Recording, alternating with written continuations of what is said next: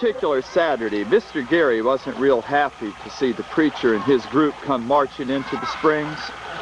He was sponsoring the first ever Miss Magnesia Springs Beauty Contest. And of course, the good old preacher thought beauty contests were a sin. Now, Mr. Gary was doing everything he could to drum up business since about a week ago, the medicine man and his wife claimed to have seen some prehistoric monster coming out of the spring pool. Well, Mr. Gary said, hogwash, that it was more likely that they had been drinking moonshine or his own tonic, and it was only a reflection of the medicine man's floozy wife. Well, with that, she hit Mr. Gary over the head and stomped out. Stopped the medicine man from telling anyone who would listen about this awful monster in the springs. Well, the rumors were flying, and the stories growing, and now others were saying that they had seen the monster too. That happened, Mr. Gary, what he did next, he called in Sheriff Randy to investigate. Well, Sheriff Randy showed up the big day of the big beauty contest to look for this here spring monster. Now, Mr. Gary weren't taking no chances about proving it was all a pack of lies, so he called in Professor Lawrence Godfrey of St. Augustine. Not only was Professor Godfrey an expert about all critters living in the water, but he was also a famous ballet dancer and mathematician. So Professor Godfrey arrived that day and was taking water samples to see if a monster could be living in the spring. Well, all these monster stories, the springs needed all the good publicity it could get. Publicity is what they got.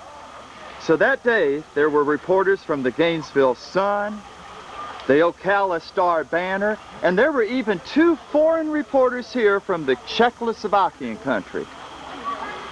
Mr. Gary invited them all down so that they could hear testimonials of how good the spring water was for all your ailments. Now, the first one was Vandy Lee Pugh. She was first to give her testimony to the healing powers of the springs. Now, Vandy Lee loved to tell anyone who'd listen how the spring water gave her her voice back so she could talk all again. The story goes like this, that Vandy Lee was 10 years old, but she couldn't swim, and she had never said a word, not one. Now, most people thought she was plain stupid, but others said with her ma, the girl couldn't get a word in edgewise. What her ma called advising others, we called sticking your nose in other people's business, and she did plenty of that. Well, now Vandy Lee was in the springs, and out of the blue, she jumps in the deepest end of the pool. Now, her mama sees this, and knowing Vandy Lee can't swim, she starts screaming and jumping up and down, and has a heart attack and dies right on the spot. People start yelling, "Mrs. Pugh's dead! Mrs. Pugh's dead!"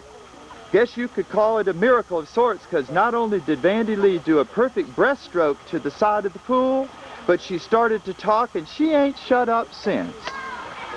Now, Ronnie Joe, she gave her the next testimonial. Seems Ronnie Joe had snuck off into the swamp area by the springs to meet her lover, Leonard Cooney. Well, she came running out of there screaming and yelling that a big old water moccasin had bited her good. Mr. Gary and a lot of the others saw that bite. Before anything could be done, quick as a jackrabbit, she upped and jumped into the springs. By the time they got Ronnie Joe out of the water, there was no sign of any bite marks. Now, I don't know if it were the spring water that ridded her of that poison or not, but Ronnie Joe sure believes it was.